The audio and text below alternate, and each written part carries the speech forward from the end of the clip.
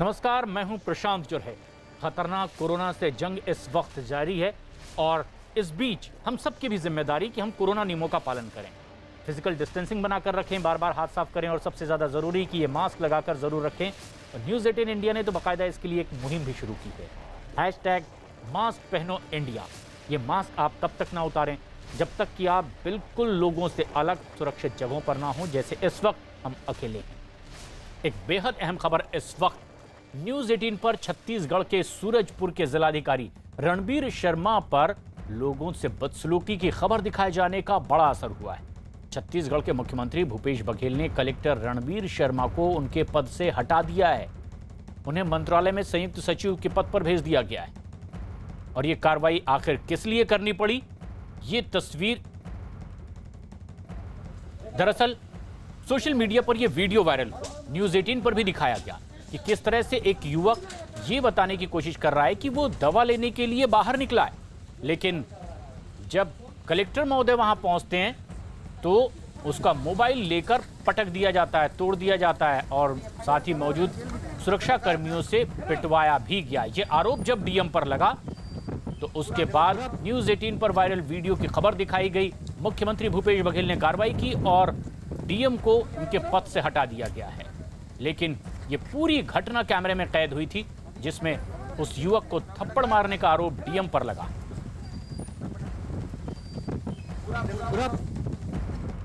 पहले तो छत्तीसगढ़ के मुख्यमंत्री भूपेश बघेल ने कलेक्टर रणबीर शर्मा को उनके पद से हटाने का आदेश दिया और अब उन्होंने पीड़ित युवक को नया मोबाइल फोन उपलब्ध कराने की भी निर्देश दिए हैं।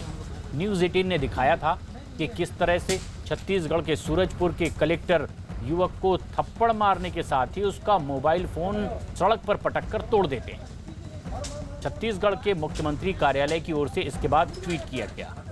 मुख्यमंत्री के निर्देश दिए गए हैं कि सूरजपुर में कलेक्टर द्वारा नवयुवक के साथ दुर्व्यवहार के दौरान नवयुवक के क्षतिग्रस्त मोबाइल की प्रतिपूर्ति के रूप में उस नवयुवक को नया मोबाइल फोन उपलब्ध कराया जाए।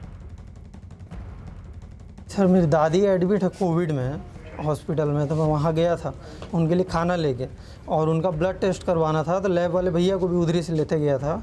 वो फिर सिस्टर से हम लोग वो सैंपल निकलवाए ब्लड का, फिर वो भैया लेके आए, मैं खाना दे के आया, फिर वो हम दोनों आए लैब में। फिर लैब में मैं पैसा वैसा जमा किया जितना भी उसका हो रहा था। फिर वहाँ से मैं अपना रिसीव लेके वापस आ रहा था, तो फिर इतना मैं वहाँ पर रुकवाए, बोले कहाँ घूम रहे हो। मैं पर्ची निकाल ही रहा था कि इतना में मेरे को एक डंडा मारे। फिर मैं कलेक्टर साहब को दिखाने गया तो फिर इधर से आए, बोले ठीक है जाओ। फिर मेरे को बुलाए, फिर उनको पता नहीं क्या लगा, मेरा मोबाइल लेकर पटक दिए ज़ोर से और फिर मेरे को एक झापड़ भी मार दिए और फिर पुलिस वालों से भी पिटवाने लग गए और बोले इसके ऊपर एफआईआर करेंगे, ऐसा करेंगे वैसा करेंगे। जो भी प्रशासन करे सर, अब कोई छोटा अधिकारी गलती करता है तो हम तो उससे ऊपर वाले अधिकारी के पास जाते हैं कि सर ये गलती हुआ है, इनसे हमको ये हमारे साथ अन्याय हुआ है।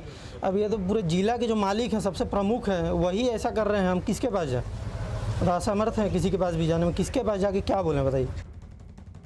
युवक ने भी आरोप लगाया कि जिलाधिकारी ने दुर्व्यवहार उनके साथ किया है, तो कार्रवाई भी हुई। न्यूज़ 18 पर यह खबर दिखाई गई। दो तस्वीरें आप देख रहे हैं। डीएम पर आखिरकार कार्रवाई हुई है, घटना क्या थी ये भी आप देख रहे हैं। युवक को अब नया मोबाइल फोन उपलब्ध कराने के भी निर्देश मुख्यमंत्री की ओर से दिए गए हैं।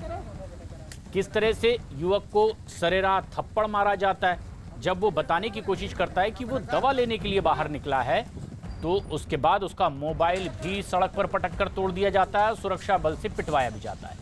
कलेक्टर की बदसलूकी का वीडियो सोशल मीडिया पर इतना वायरल हो गया कि इस पर छत्तीसगढ़ के लोक गायक राकेश तिवारी ने एक गाना तक बना दिया और वो भी अब खूब वायरल हो रहा है।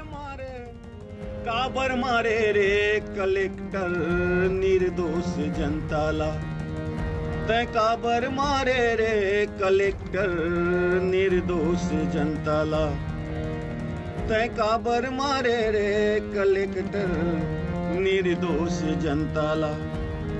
जनता बड़े होथे जिला साहेब, जनता बड़े होथे जिला साहेब, नहीं जाने एला तै बड़ा गुस्सा वाले साहेब, नहीं जाने ये लाते बड़ा गुस्सा वाले साहेब पूरा जमोंगी करे बिना। छत्तीसगढ़ में बेकाबू कोरोना को काबू करने के लिए पुलिस और प्रशासन का अमला जिस तरह की हरकतें कर रहा है, अब उस पर भी सवाल खड़े होने लगे हैं। छत्तीसगढ़ के सूरजपुर में कलेक्टर खुद जिस तरह की जरूरी काम से आने जाने वालों की पिटाई करवाते दिखे, उसे गुंडागर्दी भी अब छत्तीसगढ़ में कहा जा रहा है। सूरजपुर के कलेक्टर रणवीर शर्मा का एक वीडियो वायरल हुआ, जिसमें वो दवा के लिए घर से बाहर निकले एक लड़के का मोबाइल फोन सड़क पर पटकते हुए तोड़ते हुए दिखाई दिए। साथ ही साथ उसे थप्पड़ भी मारते हुए वीडियो में दिखाई दिए। पुलिस वालों से पिटवाया भी गया। इस मामले ने जब तूल पकड़ा तो उन्होंने बाद में माफी भी मांगने के लिए उन्हें मजबूर होना पड़ा। हालांकि माफी मांगने के बावजूद राज्य सरकार ने उनका तबादला कर दिया है। सूरजपुर के डीएम की हनक देखिए।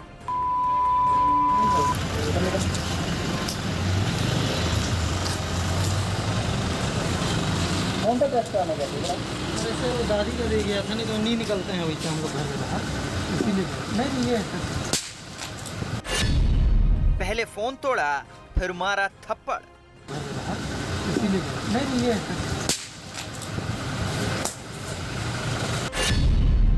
पुलिस वालों से कहा मारो।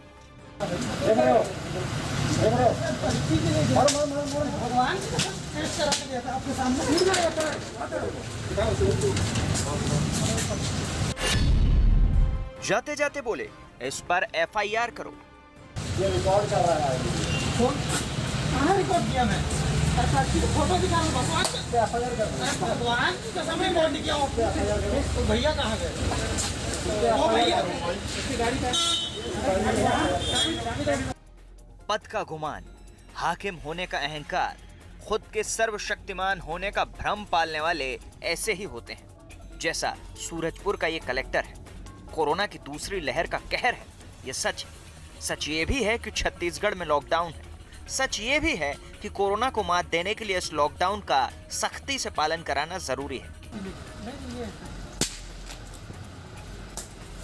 लेकिन क्या इसका मतलब ये हो जाता है कि जरूरी काम से घर से निकलने वालों के मोबाइल फोन छीनकर तोड़ दें, उन्हें थप्पड़ मारें, उन पर लाठी डंडे से हमले करवाएं? क्या परिवार के किसी बीमार सदस्य के लिए दवाई लेने जाना गुनाह है? क्या दवाई का पर्चा दिखाने के बावजूद किसी की पिटाई जायज है? आपका जवाब भले ही ना हो, लेकिन सूरजपुर के कलेक्टर को अपने ओहदे ने इस कदर अंधा बना दिया कि उन्हें जायज ही लगता है। यकीन नहीं होता है तो इस पूरे घटनाक्रम की तस्वीर फिर से देखिए और इस कलेक्टर के रुतबे से टपकने वाले हनक को महसूस कीजिए।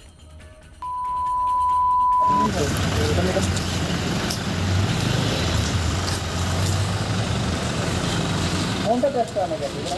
वैसे दादी का दे गया था, नहीं तो नहीं निकलते हैं वैसे हम लोग घर में बाहर, इसीलिए नहीं ये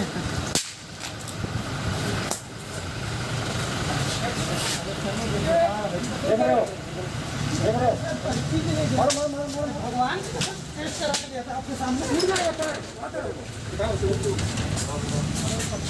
ये रिकॉर्ड कर रहा है। कहाँ रिकॉर्ड किया मैं? फोटो दिखा रहा हूँ। भगवान की कसम है, रिकॉर्ड किया हूँ। तो भैया कहाँ गए? वो भैया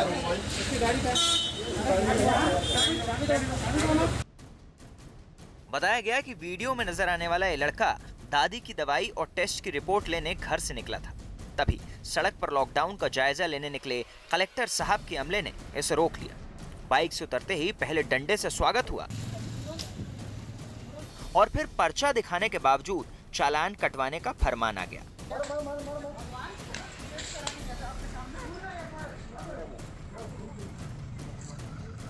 लड़के का दावा है कि जब घर से निकलने की वाजिब वजह बताने के लिए वो कलेक्टर रणवीर शर्मा के पास पहुंचा तो उन्हें फोन में पूरा वाकया रिकॉर्ड करने का शक हुआ और ऐसा शक होते ही गाड़ी की तरफ बढ़ते कलेक्टर लौटे और उनका गुस्सा फूट पड़ा।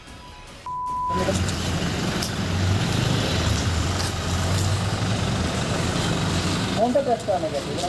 वैसे दादी का दे गया था, नहीं तो नहीं निकलते हैं वैसे हम लोग घर में बाहर, इसीलिए नहीं ये मेरी दादी एडमिट है कोविड में हॉस्पिटल में, तो मैं वहाँ गया था उनके लिए खाना लेके, और उनका ब्लड टेस्ट करवाना था, तो लैब वाले भैया को भी उधरी से लेते गया था। वो फिर सिस्टर से हम लोग वो सैंपल निकलवाए ब्लड का, फिर वो भैया लेके आए, हम खाना दे के आया, फिर वो हम दोनों आए लैब में, फिर लैब में मैं पैसा वैसा जमा किया जितना भी उसका हो रहा था, फिर वहाँ से मैं अपना रिसीव लेके वापस आ रहा था। तो फिर इतना में वहाँ पे रुकवाए, बोले कहाँ घूम रहे हो, मैं पर्ची निकाल ही रहा था कि इतना में मेरे को एक डंडा मारे। फिर मैं कलेक्टर साहब को दिखाने गया, तो फिर इधर से आए, बोले ठीक है जाओ, फिर मेरे को बुलाए, फिर उनको पता नहीं क्या लगा, मेरा मोबाइल लेके पटक दिए ज़ोर से, और फिर मेरे को एक झापड़ भी मार दिए, और फिर पुलिस वालों से भी पिटवाने लग गए, और बोले इसके ऊपर FIR करेंगे, ऐसा करेंगे वैसा करेंगे। जो भी प्रशासन करे सर, अब कोई छोटा अधिकारी गलती करता है तो हम तो उससे ऊपर वाले अधिकारी के पास जाते हैं कि सर ये गलती हुआ है, इनसे हमको ये हमारे साथ अन्याय हुआ है। अब ये तो पूरे जिला के जो मालिक हैं, सबसे प्रमुख हैं, वही ऐसा कर रहे हैं, हम किसके पास जाएँ? तो असमर्थ हैं किसी के पास भी जाने में, किसके पास जाके क्या बोलें बताइए। कलेक्टर के रुतबे के बेजा इस्तेमाल का ये वीडियो कुछ ही देर में वायरल हो गया। सोशल मीडिया पर कलेक्टर रणवीर शर्मा के खिलाफ कार्रवाई की मांग तेज हो गई। ट्विटर पर तो कलेक्टर को सस्पेंड करने की मांग ट्रेंड करने लगा। इस पर सियासी बयानबाजी शुरू हो गई। बात बिगड़ती देख कलेक्टर को देर रात माफीनामा जारी करना पड़ा और कहना पड़ा कि अपनी करतूत के लिए वो शर्मिंदा है। हालांकि ऐसी हरकत के लिए उन्होंने जो दलीलें दी वो तस्वीरों से मेल नहीं खाती। जिन व्यक्ति का वो वीडियो है, वो बाइक के ऊपर जो है वो जा रहे थे और मैं उस समय वहाँ मौजूद था। हमने जब पुलिस वालों ने और हमने जब उनको रोका तो वो रुके नहीं और हमें चोट लगने का डर था। जब उनको रोका गया तो उन्होंने कहा कि मैं वैक्सीनेशन लगवाने जा रहा हूँ। उन्होंने एक पर्ची दिखाई जो वैक्सीनेशन से संबंधित नहीं थी। बाद में वो बोले कि मेरी दादी जी को मैं देखने जा रहा हूँ। उन्होंने बदतमीज़ी की। मैंने आवेश में आके उनको एक चाटा मार दिया। मैं माफ़ी मांगता हूँ अपने इस व्यवहार के लिए। अपने माफीनामे के अंत में रणवीर शर्मा ये दावा भी करते दिखे कि वीडियो में नजर आने वाले जिस लड़के को 13 साल का बताया जा रहा है वो करीब 24 साल का है। सवाल उठता है कि उसके बालिग या नाबालिग होने से कलेक्टर की हरकत को सही कैसे ठहराया जा सकता है। एक बेहद अहम खबर इस वक्त की। कभी ओलंपिक खेलों में देश का नाम रोशन करने वाले पहलवान सुशील कुमार को दिल्ली पुलिस की स्पेशल सेल ने साथी पहलवान सागर धनखड़ की हत्या के आरोप में गिरफ्तार कर लिया है। सुशील कुमार और उनके साथी अजय को दिल्ली के मुंडका से ही गिरफ्तार किया गया। सुशील कुमार 4 मई से फरार थे और उनकी तलाश में दिल्ली पुलिस की टीमें देश के कई हिस्सों में लगातार छापेमारी कर रही थी। इसके बाद दिल्ली के स्पेशल सेल में आखिरकार दिल्ली से ही सुशील कुमार को गिरफ्तार कर लिया गया। सुशील कुमार के साथ उनके एक और साथी को भी गिरफ्तार किया गया है। सुशील कुमार पर दिल्ली पुलिस ने 1 लाख का इनाम भी रखा था। 4 मई को दिल्ली के छत्रसाल स्टेडियम में पहलवानों के बीच मारपीट हुई। इसी में सागर धनखड़ घायल हो गया और बाद में उसकी मौत हो गई। सुशील कुमार पर सागर धनखड़ की हत्या का आरोप।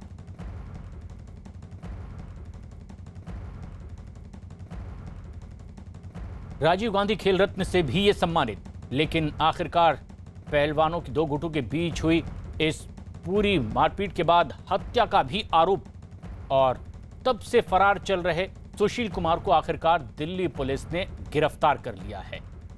सुशील के एक और साथी को गिरफ्तार किया गया है। 1 लाख रुपए का इनाम भी पुलिस ने इस पर रखा था। दिल्ली, हरियाणा, उत्तर प्रदेश, उत्तराखंड समेत कई और राज्यों में भी दबिश दी जा रही थी।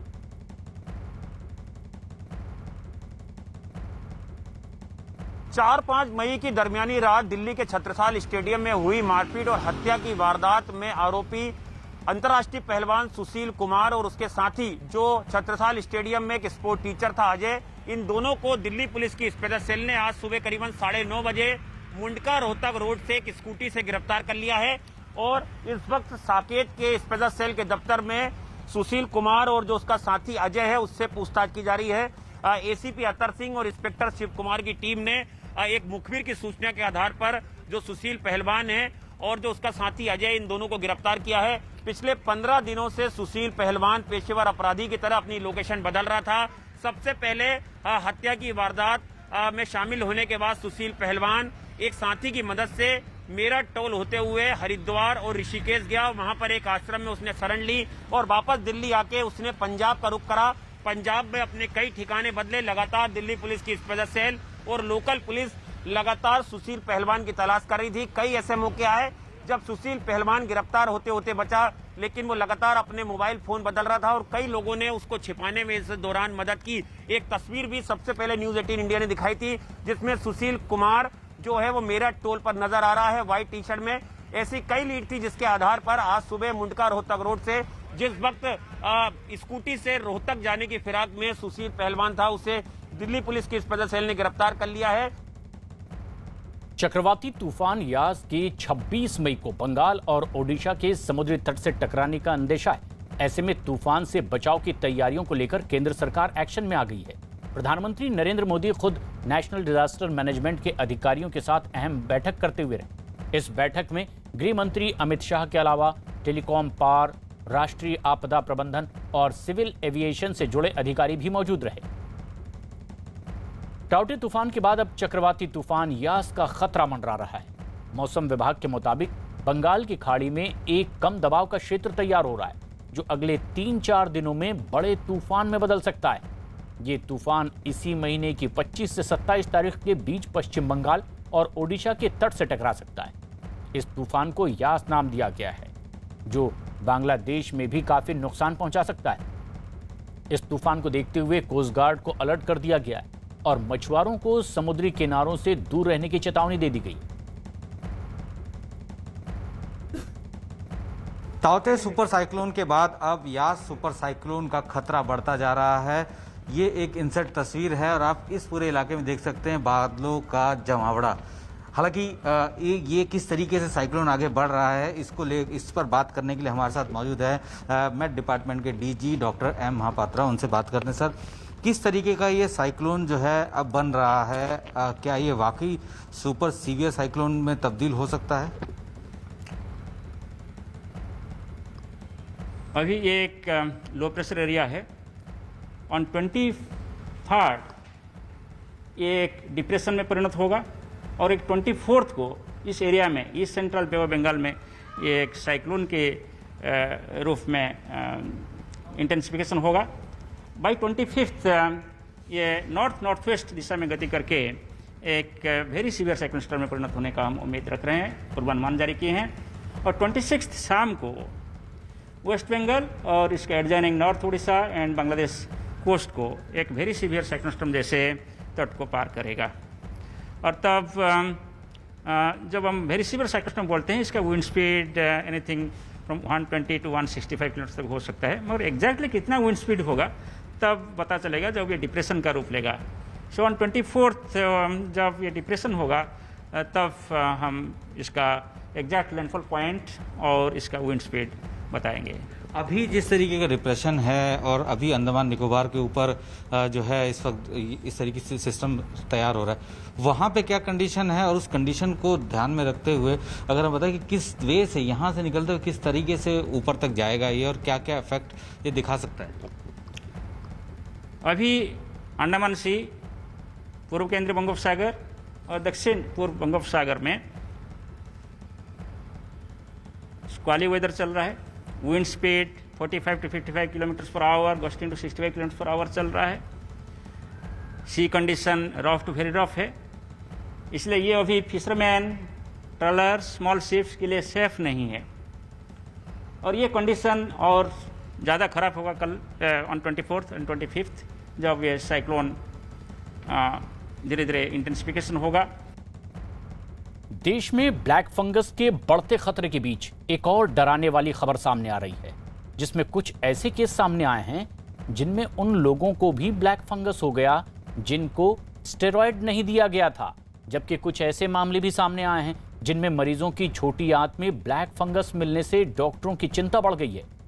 और 2 तस्वीरें आप इस वक्त देख रहे हैं।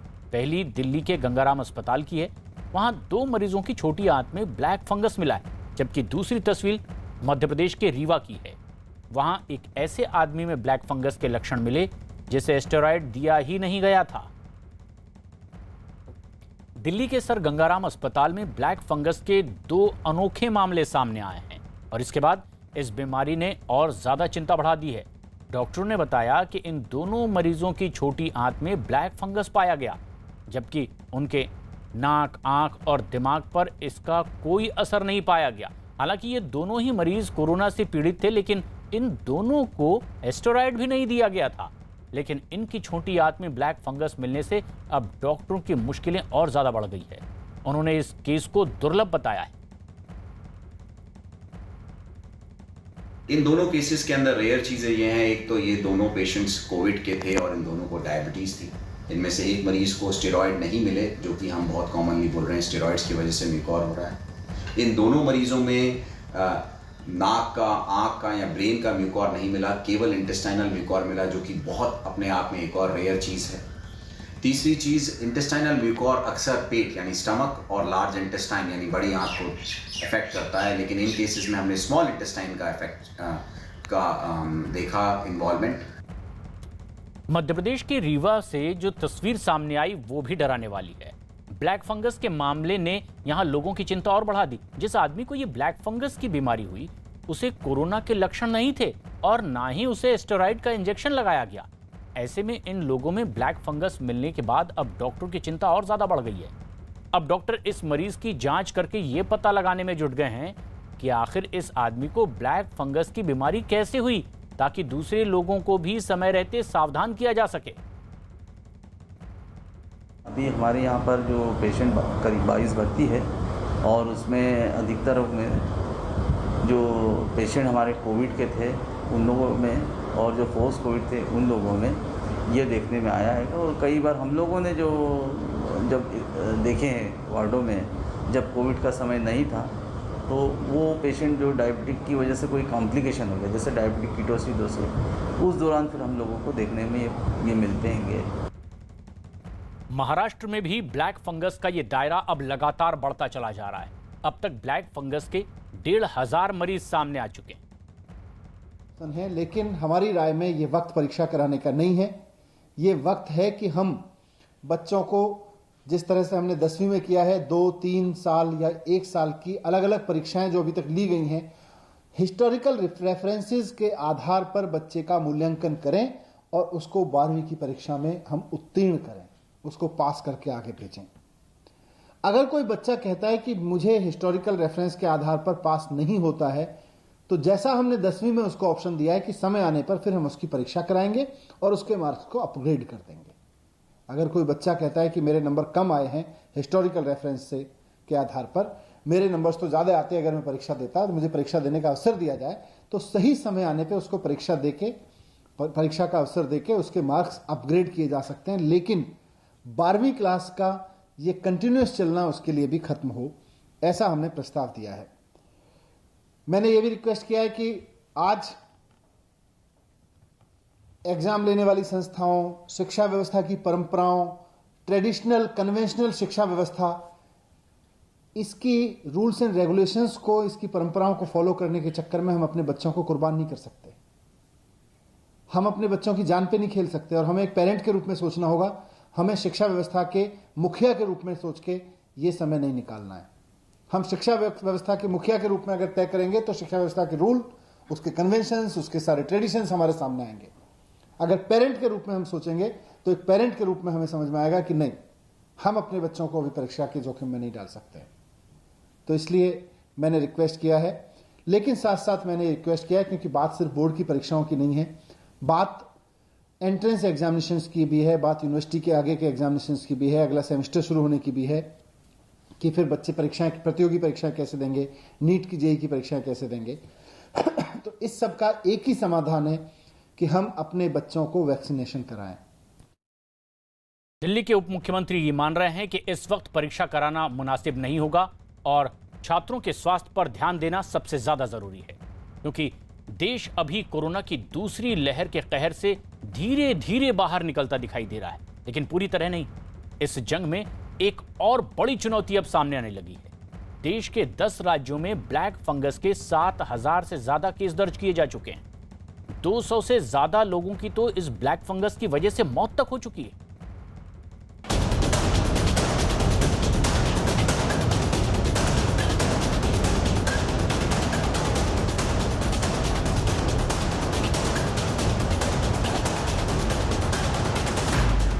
कोरोना काल में ब्लैक फंगस की चुनौती। 10 राज्यों में ब्लैक फंगस का हमला। देश पर छाया काली मौत का साया। अभी तक जो देश कोरोना काल की चुनौतियों से जूझ रहा था, अब उसी देश में ब्लैक फंगस का दायरा भी बढ़ता जा रहा है। देश के लिए ये नई मुसीबत कितनी बड़ी होती जा रही है, इसका अंदाजा ऐसे ही लगाया जा सकता है कि न सिर्फ इस बीमारी के मरीजों की संख्या लगातार बढ़ रही है, बल्कि धीरे धीरे ये बीमारी देश में अपने प्रसार का दायरा भी बढ़ाने लगी है। आंकड़े बताते हैं कि देश में 10 राज्य ऐसे हैं जहां ब्लैक फंगस के 7,200 से ज्यादा मामले सामने आ चुके हैं, जबकि 200 से ज्यादा लोगों की अब तक इस बीमारी की वजह से मौत हो चुकी है।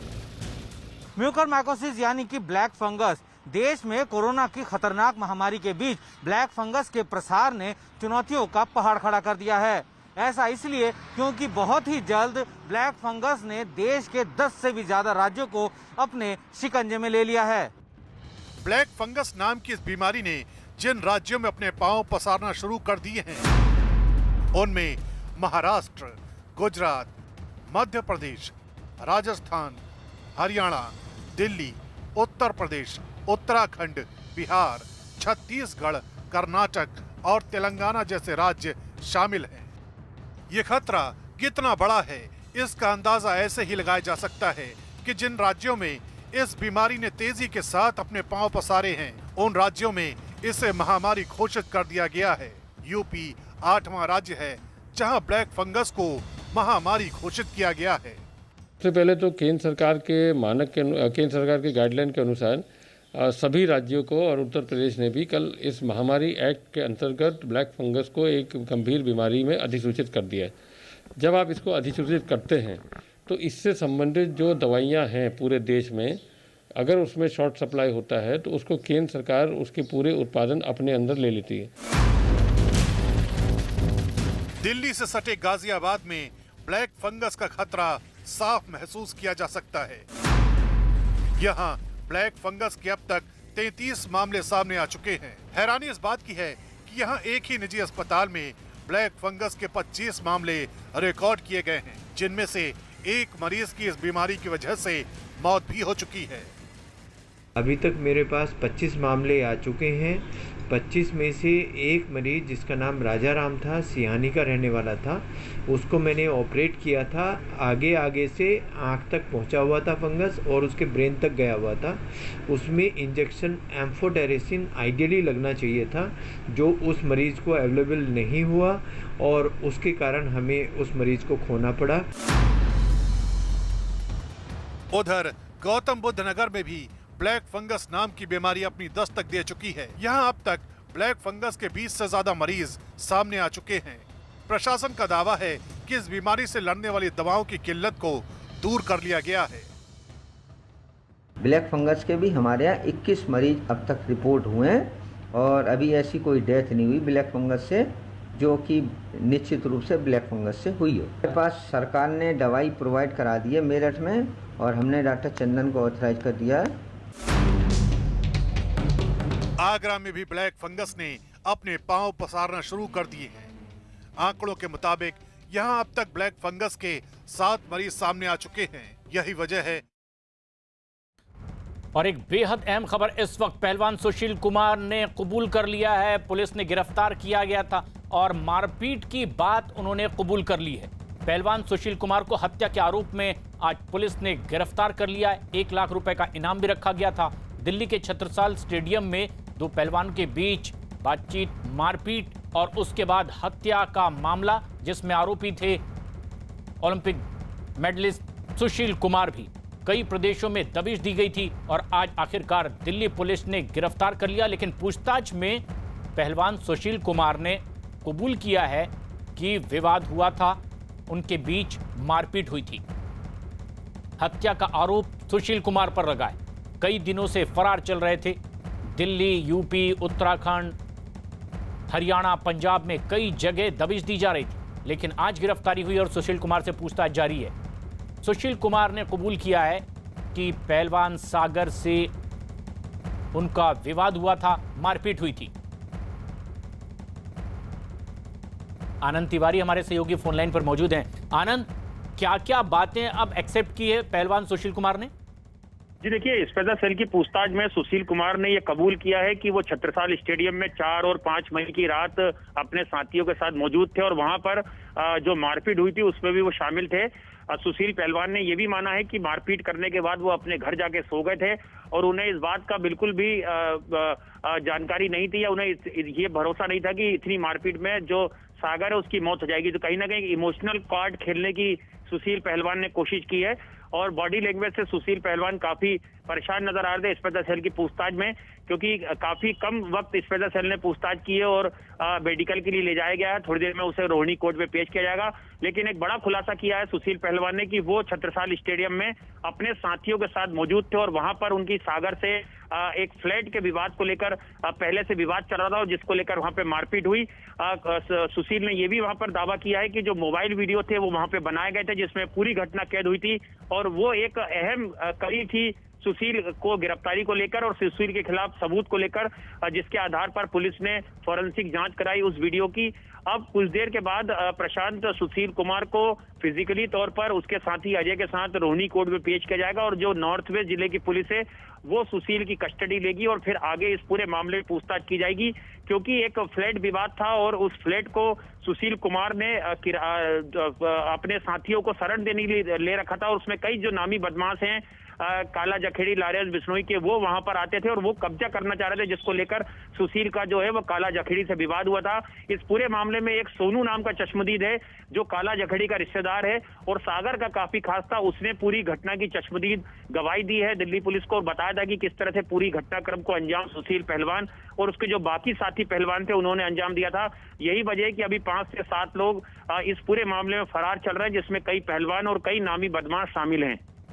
यानी अब गिरफ्तारी के बाद जो प्राथमिक तौर पर कबूल किया है सुशील कुमार ने वो ये कि मारपीट तो जरूर हुई थी सागर से, लेकिन उन्हें इस बात का अंदेशा नहीं था कि इससे उनकी मौत हो जाएगी। यानी जो एक्सेप्ट कर रहे हैं वो ये कि ये इरादतन हत्या उनकी ओर से नहीं की गई है, लेकिन पूछताछ आगे जारी रहेगी।